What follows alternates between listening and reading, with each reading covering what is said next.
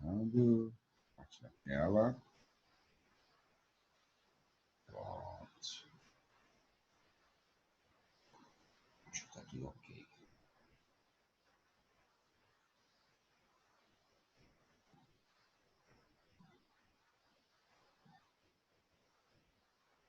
Vamos lá, onde disparou. Então, a gente já viu o verbo assistir, do anterior, né? Então, continuamos, vamos para o verbo...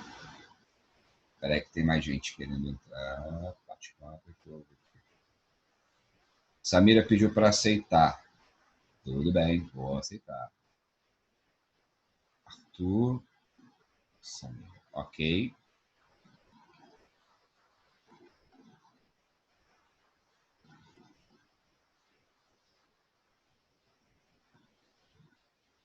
Show, todo mundo a bordo. Samira, tu também. É chato quando a gente, quando não é programado, esse negócio de aceitar, né? A gente já consegue desabilitar essa questão de ficar esperando, é quando programa. Mas, enfim. Então, continuando, a gente tinha visto... Aqui, a gente ficar com o celular ligado aqui, ó. Porque se mais alguém gritar, me aceita, manda mensagem aqui que eu aceito, tá? Então, continuando. O verbo chegar, ele só tem uma forma, tá? Que é com a preposição, ele é regido com a preposição a. Então, chegamos ao local indicado no mapa. Essa é a forma padrão. Só que a gente vê muito aí a questão do informal, né? A gente vê muito o uso do verbo chegar sendo usado de forma equivocada, com a preposição em. Ah, cheguei no local, né? E é um erro.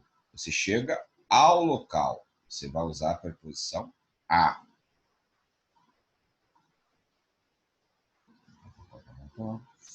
Custar. Aí no custar, eu tenho duas formas de vigência. Tem dois sentidos para o verbo custar.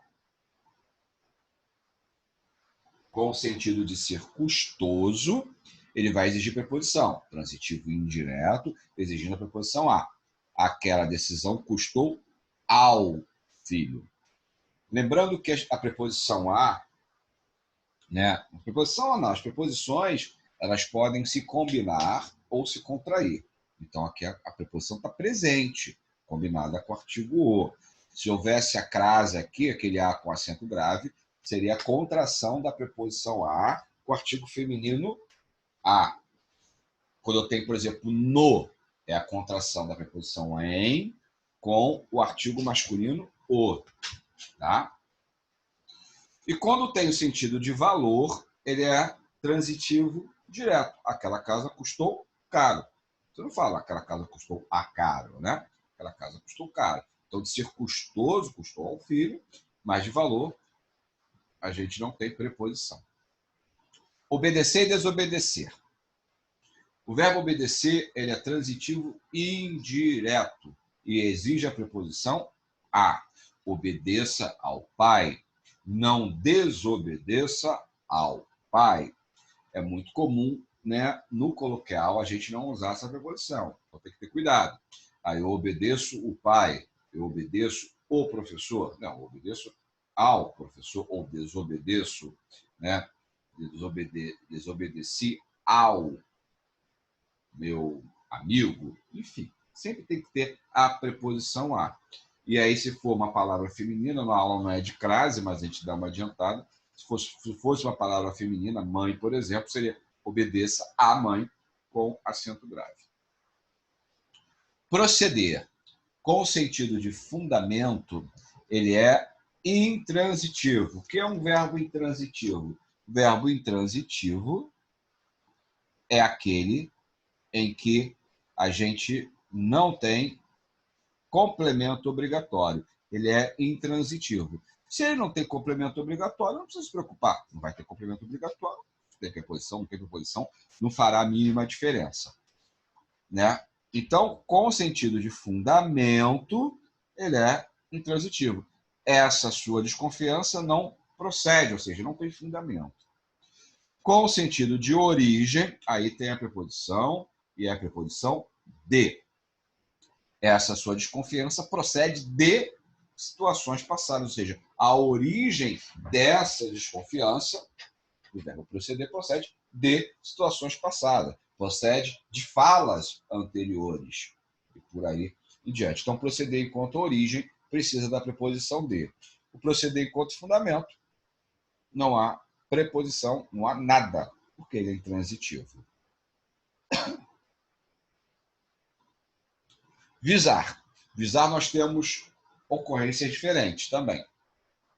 No sentido de objetivo, pede a preposição a. Objetivo, almejar algo, né? Visamos ao sucesso, visamos a aprovação no Enem, a com crase, acento grave, né? No coloquial é comum encontrarmos sem preposição, né? Mas ele é usado sem preposição quando for no sentido de visar, de mirar. Aí sim, o policial visou o bandido, não visou ao bandido. Se você coloca o policial visou ao bandido, é como se o policial almejasse, desejasse, tivesse como objetivo ser bandido, né? Então, muito cuidado com o uso das preposições da regência para não escreverem uma frase complicada, né? O verbo esquecer e lembrar, esquecer e lembrar, a gente pode falar que são antônimos, autônomos é ótimo, são antônimos, eles também possuem a regência de forma semelhante, tá? Esquecer ou lembrar, eles são transitivos diretos. Lembra? Objeto direto não precisa de preposição.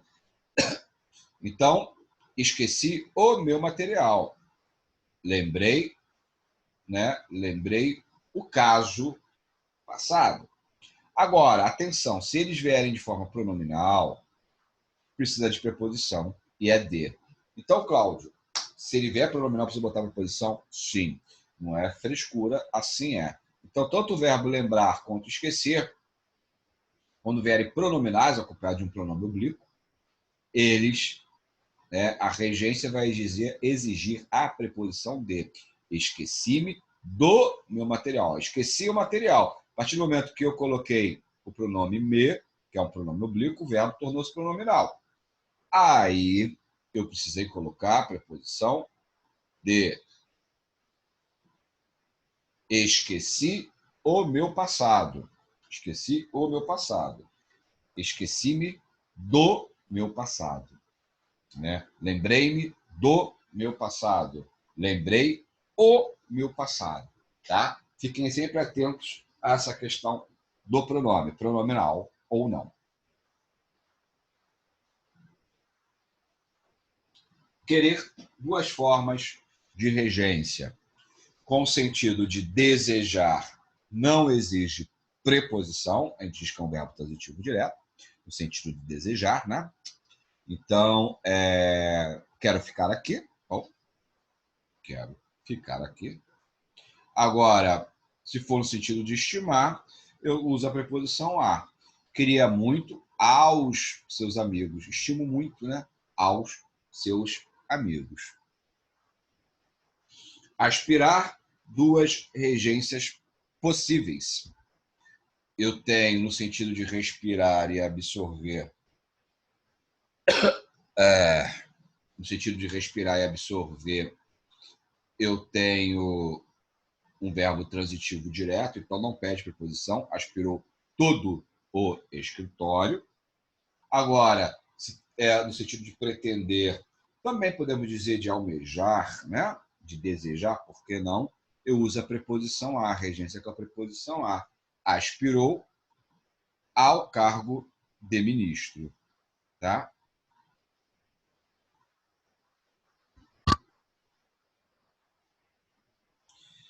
E eu vou fechar a regência verbal com o verbo informar, e muita coisa, alguns verbos ainda para ver, muitas questões ali, mas eu vou deixar para a gente fechar a semana que vem e tem exercício para a semana que vem só de regência. Toda regência, assim, de cara, eu acho muita coisa para vocês ir se afeiçoando e memorizando. Então, a gente viu a regência nominal, as possibilidades de regência nominal, e a gente vê uma boa parte de regência verbal. Semana que vem a gente continua com elas, tá? Eu não estou terminando a aula. Fechar a regência verbal, eu vou abrir um outro assunto que eu quero falar de redação com vocês. Então, o verbo informar, ele é transitivo direto e indireto. Lembra que eu falei que alguns verbos eles podem ter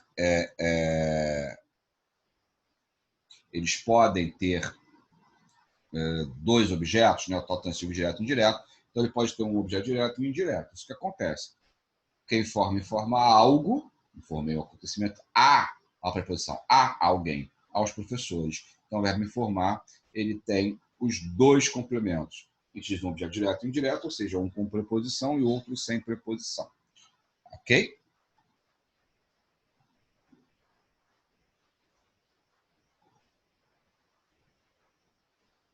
Era um aluno aqui, pensei que era daqui pedindo para entrar, mas não é.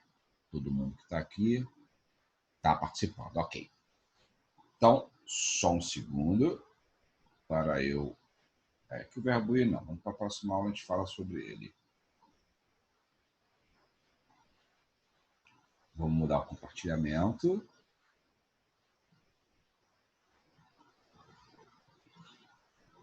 Na semana passada, quando a gente falou de redação, não foi? A gente falou de coesão textual. E a regência ela tem muito a ver com a coesão, né? A regência ela tem muito a ver com a parte de coesão. Deixa eu só... Isso, pronto. E como eu falei na semana passada com vocês, a redação ela possui dois pilares, né? Que é a coesão do texto e a sua coerência. A gente viu regência hoje, que fala mais um pouco sobre a questão de coesão. Coerência é o seguinte, você tem a construção do texto, né? E ele precisa ser todo ele compreensível aos olhos de quem está lendo, tá? A coerência textual ela está muito ligada a uma unidade de texto, né?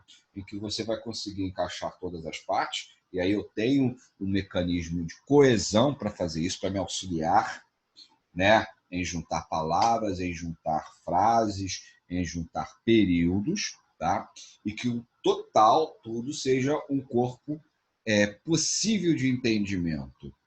Então, quando eu tenho esse sentido, quando esse texto está sentido sem nenhuma, né, sem nenhuma falha, eu digo que eu tenho um texto coerente. A sua coerência não foi afetado, tá?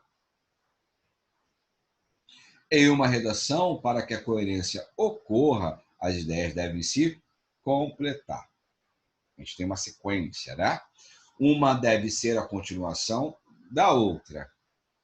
Caso ocorra uma concatenação de ideias entre as frases, elas acabarão por se contradizerem ou por quebrarem uma linha de raciocínio.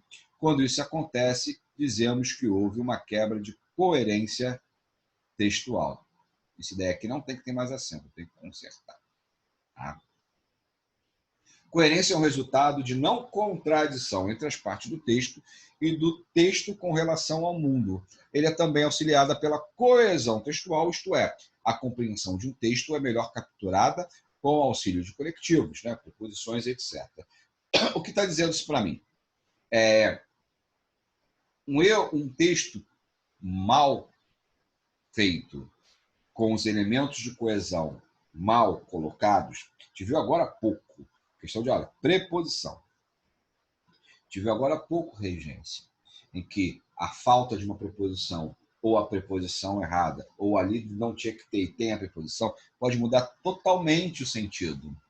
E aí a minha compreensão ela vai ser prejudicada. Né? Então, a minha coesão errada também acarretou um erro de coerência. Mas nem sempre, né? Isso não é uma regra. Se tem erro de coesão, vai ter falta na coerência, vai implicar em erro de coerência. Ou toda a coerência, né? Ou melhor, toda a incoerência do texto, ela vai ser causada por problemas de coesão? Não. A gente pode ter um texto todo coeso, com seus conectivos, tudo bonitinho, tudo certinho, e está incoerente. Por que isso? Ou seja, gramaticalmente correto. Porque a coerência ela pode vir também de forma de contradição. Então, você tem uma parte do texto tudo corretinho, a outra parte também tudo corretinha, mas uma contradizendo a outra. Opa! Aí você está incoerente, tá? É como aquela pessoa que diz que é de paz, etc, etc, e sai aplicando violência, bate na esposa, etc. Tal. Ele é de paz. Que paz é essa? É um sujeito incoerente. E também a incoerência pode, e ela ocorre muito, a falta de coerência, pela relação de mundo. Eu só consigo perceber certas incoerências pelo meu conhecimento de mundo, tá? Eu vou mostrar isso aqui para vocês. Vejamos alguns exemplos de falta de coerência textual. No verão passado, quando estivemos na capital do Ceará, Fortaleza, não pudemos aproveitar a praia, pois o frio era tanto que chegou a nevar. Se observar esse período aqui, não há nenhum problema gramatical aqui, que pudesse dizer. E tem um verbo que está mal conjugado, tem algum conectivo mal empregado. Não, está tudo correto. Então, eu não posso dizer, por exemplo, que tem uma coesão equivocada aí, não. Muito bem. Mas o meu conhecimento de mundo mostra que há uma incoerência de pleno verão, está havendo frio e até nevar. E mais incoerente ainda, um frio, né? A gente pode até ter o verão ter frio, tá, beleza. Esse verão fez um friozinho, né? Chuva e tal. Ok. Mas nevar, e sobretudo no Ceará e Fortaleza, meu conhecimento de mundo geográfico, o conhecimento que eu tenho geográfico, não permite comprar essa ideia como algo verossímil. Se eu mostrar, de repente, para uma criança de 6 anos, de 7, que ainda não tem um conhecimento geográfico, né? Por isso que todos os saberes, meu conhecimento de mundo, não saber só, a redação do Enem, ela não vai só para um lado do saber, do meu domínio de língua portuguesa, ela vai para o conhecimento de mundo. Então, o conhecimento de mundo de uma criança, geográfico, não vai permitir que ela perceba a incoerência de nevar em Fortaleza. Para nós, já temos, não digo nem só estudo, né? O adulto também, mesmo que ele não tenha, um jovem, mesmo que ele não tenha escolaridade, mas o conhecimento de mundo dele mostrará a ele que isso aqui é inteiramente incoerente, tá? Então, vocês vejam que a questão de coerência tem muito a ver com o conhecimento de mundo que nós temos. Estão derrubando muitas árvores e, por isso, a floresta consegue sobreviver. Ora, aí aqui a coesão também está atrapalhando, né? Está equivocada, e aí a coesão também está fazendo com que haja coerência. Aqui podemos atribuir coesão também. Estão derrubando muitas árvores e a derrubada de árvore está associada, né? A gente pode concluir que com a derrubada de árvores a floresta está conseguindo sobreviver, é completamente antagônico, né? A gente percebe que é totalmente incoerente, né? Todo mundo viu o Mico-Leão, mas eu não ouvi o Sabiá cantar.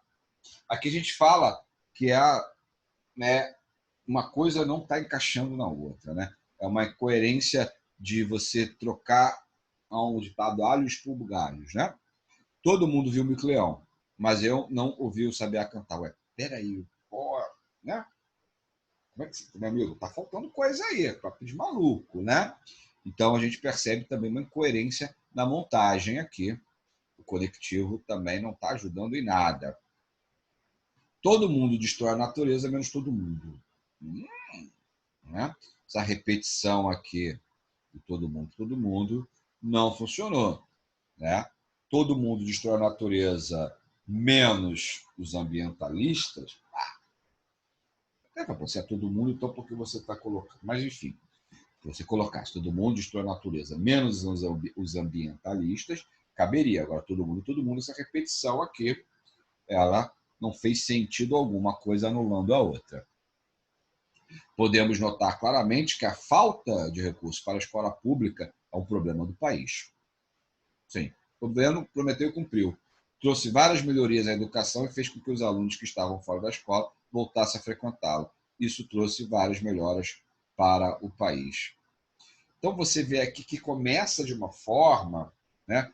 Podemos notar claramente que a falta de recursos, mas aí agora fala que o governo cumpriu, que está melhor, se contradisse, né? Acabou se contradizendo. Ah, mas não poderia sim, mas aí precisava de mais pano na manga. Eu acho que eu já falei da tese e da antítese, né? De você usar uma coisa ou outra. Então, a tese e a antítese. Você pode fazer isso dentro do teu texto, né? Ou, como eu também falo, o argumento e o contra-argumento. Não há problema algum. Só que trabalhar com tese e antítese, ou argumento e contra-argumento, que são a mesma coisa, a gente tem um problema sério de não fazer a montar de uma maneira que eu vá me contradizer, né? Eu falei para vocês, quando eu disse de contra-argumento, em um momento, que não há problema algum em você ser parcialmente contra uma coisa e a favor de outra. Não, sem problema algum. Mas você tem que deixar bem claro, deixar que isso fique, né, de uma maneira fluida. Não pode ficar, sei lá, parecendo que você está dizendo uma coisa e está mudando de opinião do nada. Assim, esquisito, é a contradição. Ninguém que só eu falo, né? Online é um problema que só eu falo, e a internetinha vai secando. A falta de coerência em um texto é facilmente detectada por um falante da língua, mas não é tão simples notá-la quando é você quem escreve. Ou seja, você, às vezes, está escrevendo e está ali né, absorto naquilo ali e não está percebendo que em algum momento você montou aquilo de forma incoerente. Né? A coerência é a correspondência entre as ideias do texto de forma lógica. Como nós vimos, um conectivo mal empregado pode trazer uma incoerência grande. E você ali, distraído, botou um conectivo errado, era para botar mais cu, botou mais sem i, por exemplo. É um erro de coesão, ok, mas pode acarretar, de repente, dentro daquele contexto, desculpa, uma falha de coerência também. Quando o entendimento de determinado texto é comprometido, imediatamente alguém pode afirmar que ele está incoerente. Na maioria das vezes, essa pessoa está certa ao fazer essa afirmação, mas não podemos achar que as dificuldades de organização das ideias se resumem à coerência ou à coesão. É certo que elas facilitam bastante esse processo, mas não são suficientes para resolver todos os problemas. A gente tem dentro do texto muita coisa. Né? Eu digo que a coerência e a coesão são os pilares. Tem muito mais coisa envolvida. Na verdade, é tudo em busca de uma coisa chamada unidade textual. Eu começo a ler o texto, que eu termino a ler esse texto de uma forma coesa e coerente. Para ser coerente, o texto deve apresentar uma relação lógica e harmônica entre as ideias, que devem ser ordenadas e interligadas de maneira clara, formando assim uma unidade, acabei de falar isso, na qual as partes tenham nexo, sejam todas ligadinhas, conectadas. E isso, né, é fundamental o uso dos elementos coesão. Mas é preciso também que o raciocínio exposto não apresente lapsos e atos, deslocamentos abruptos de informação e excesso incoerente de ideia. Aquilo que eu falei, né? Ratificando. Ou seja, eu posso ter a coesão, ela vai me ajudar nos elementos, né, de juntar tudo, trazer um nexo, trazer uma relação lógica, harmônica do texto, mas se as minhas ideias não estiverem bem colocadas, né, o do mico-leão lá, mais o sabiá não cantar, os deslocamentos abruptos, né, vai comprometer e vai causar incoerência. Então, a coesão ela ajuda, mas eu preciso ter minhas ideias também colocadas de forma bem clara e fluidas. Algumas regras para escrever com coerência, algumas dicas, né? Manter a ordem cronológica, Então, não se deve relatar antes o que ocorre depois. Então, a gente tem um encadeamento lógico. Na dissertação, né? Aqui vai falar de clima de suspense ou tensão, porque está se falando de uma coerência num texto comum todo. Mas, enfim, na verdade, na dissertação, ela já tem uma característica de uma ordem cronológica do texto, pois ela vem de introdução, desenvolvimento e a sua conclusão. Então, você não pode ter um deslocamento das partes. Tem que seguir essa cronologia que o próprio texto dissertativo ele nos traz. Seguir uma ordem descritiva, isto é, seguir a ordem que a cena, o objeto são observados. Na verdade, quando a gente está se tratando de um termo, de uma redação dissertativa, a descrição, a gente não está fazendo um romance ou um texto, não posso dizer, narrativo, né? O texto narrativo, aí sim. Ele tem as descrições, então aquela parte ali não nos importa para a dissertação. Uma informação nova deve ser, ou deve ligar-se, né, a outra já enunciada. Aí sim, eu tenho lá meus argumentos, já tenho meu primeiro parágrafo de argumento, meu segundo parágrafo, ele tem que ter uma relação com aquilo que já foi dito, né? Eu preciso de uma lógica para que flua, né? Para que haja fluência do texto e entendimento. Evitar as repetições. Uma ideia enunciada pode ser repetida, em alguns casos é imprescindível que isso ocorra, mas desde que acrescentemos uma nova informação ao raciocínio, um novo elemento capaz de aclarar ainda mais esse assunto. Tá? Não é fazer uma redundância, né? Repetir a mesma coisa. Ou, por exemplo, a gente vai ver um princípio ali de tautologia, o cara vai falar sobre isso. Eu exponho uma ideia, um argumento, e eu repito, só que com outras palavras. Pô, isso não adianta. Você vai retomar a ideia, ok, mas vai estar apresentando coisas novas. Então, a gente vai evitar a repetição. Que a repetição no agir dos termos vai causar problemas de coesão, mas também causam problemas de coerência. Aquilo que a gente viu, todo mundo, isso aqui é todo mundo, né? Menos todo mundo. Não se contradizer. Você acha que o principal elemento a se observar na manutenção da coerência, tá? Então, uma tese exposta e defendida do início não pode ser atacada no final do texto, você está defendendo um ponto de vista. No final você vai atacá-lo, isso é contraditório. Se o objetivo do autor é discutir sobre diferentes argumentações em torno de um mesmo tema, deve deixar claro quem defende qual ideia. Nesses casos, todo cuidado é pouco. A contradição não deve ser assumida pelo autor, mas sim surgir de diversidade de opiniões. Então, muito cuidado na hora de você não se contradizer. Eu acho que já falei sobre isso para vocês em sala e usei aquele tema bem batido, bem simplesinho, mas fica tão fácil da gente perceber essa contradição que seria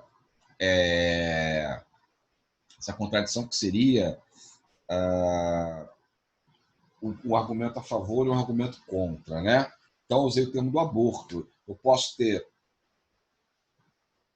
um ponto de vista totalmente contra o aborto, um ponto de vista totalmente a favor do aborto, mas também posso ser contra, mas ver que, poxa, mas tem aqui algumas coisas realmente que seria interessante se houvesse liberação, ou ao contrário, né? Eu sou a favor da liberação, mas não da forma como a gente pode ver o mundo de hoje, não sei se está preparado para isso, a gente tem esses problemas aqui, tá? Uma coisa não contradizendo a outra. É um cuidado, né? Sempre de a gente expor a tese e a antítese de forma que uma não contradiga a outra. E você começar o texto defendendo determinado ponto de vista e no final você atacá-lo, aí é fatal. A falta de coerência ela pode ser parcial, em algum momento você foi coerente, ou o teu texto ser totalmente coerente, tá? De repente, você não entendeu o tema, falou de... Uma vez eu pedi uma redação, muitos anos atrás, nossa, 12, 13, 15 anos atrás, pedi uma redação com uma turma, nós falávamos sobre transposição das águas do rio são do Rio São Francisco, o tema, né? Falava-se tanto sobre isso, a transposição das águas do Rio São Francisco, para acabar com a seca, mas é desviar o rio. Enfim, vou entrar no mérito. E essa questão da transposição das águas eu coloquei na redação da prova, a gente debateu em sala, fez texto, e coloquei na prova e o cara falou sobre que a transposição não é problema, a gente sofre com a transposição nas grandes cidades. Eu falei, transposição. Ele começou a falar o transporte público e tal, ou seja, ele entendeu a transposição como transporte.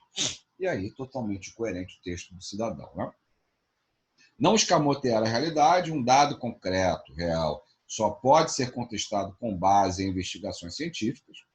Um fato de conhecimento público pode ter novas versões, mas com base em depoimentos fidedignos. Encobrir a realidade com rodeio e subterfúgio, apenas para dar maior veracidade a uma ideia, acaba sempre comprometendo a qualidade do texto e, às vezes, abalando a reputação do autor.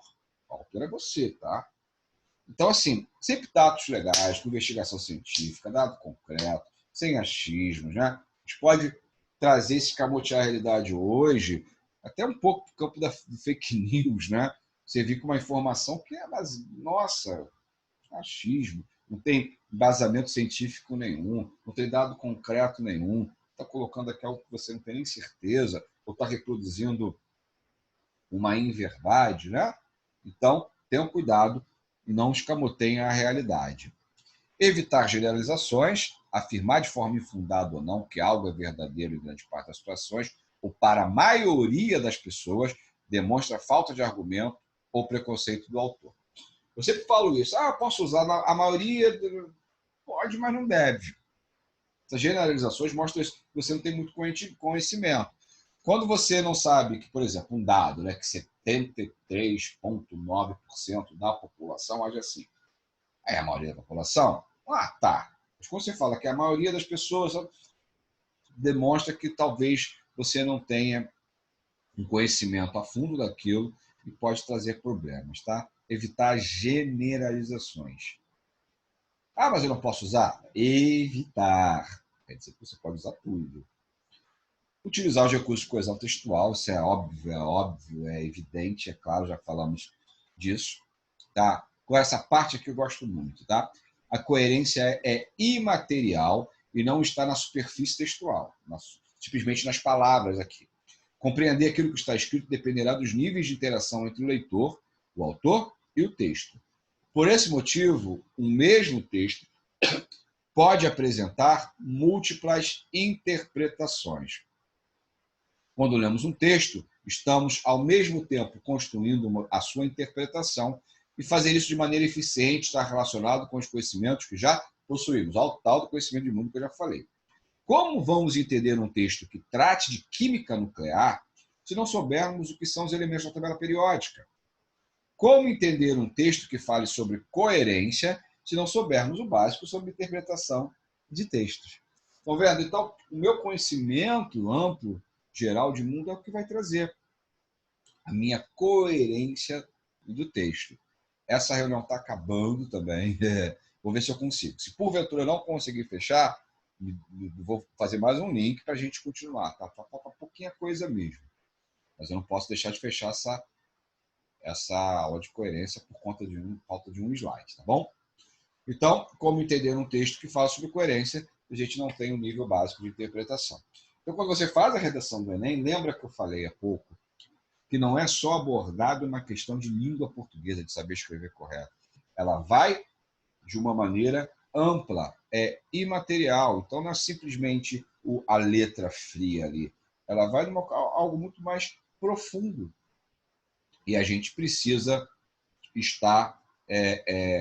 quanto mais entendimento de mundo a gente tiver, mais conhecimento, isso é a leitura, isso é a informação que nos traz, melhor vai ser a construção do seu texto e, obviamente, você não terá problema com a interpretação, ou melhor, com a coerência desse texto.